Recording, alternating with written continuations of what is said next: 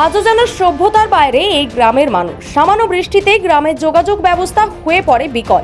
Vote আসে vote যায়, vote এলে নেতারা গায়ে হাত বুলিয়ে ভোট দেওয়ার কথা বলে, দিয়ে যায় ভুরি ভুরি প্রতিশ্রুতি, কিন্তু ভোট মিটতেই আর তাদের দেখা মেলে না।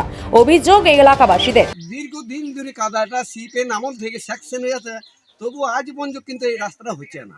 কেন যে হচ্ছে না আমরা ভেবে পাই না ভাইপো।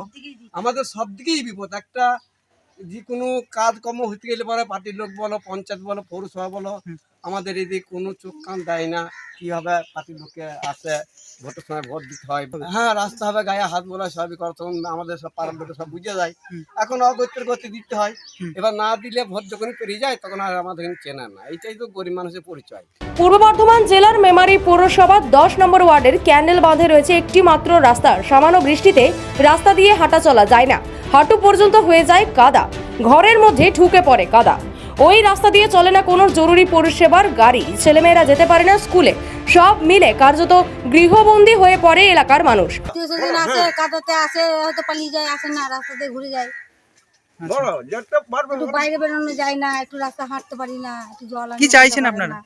আমরা চাইছি যে রাস্তাটা হোক, রাস্তাটা হোক। চারিদিকে অলি গলি রাস্তা হচ্ছে। কতটা রাস্তা এরকম হয়ে রয়েছে? এখান থেকে ওই ধরো তালপাতায় ব্রিজ। বারংবার প্রশাসনিক আধিকারিক থেকে শুরু করে জনপ্রতিনিধিদের জানালেও মেলেনি কোনো সুরাহা। তাই অবিলম্বে এই রাস্তা যাতে করা হয় তার জন্য দাবি জানাচ্ছেন এলাকার মানুষেরা। পূর্ব বর্ধমান থেকে সুমন বিশ্বাসের রিপোর্ট, খবর বাংলা।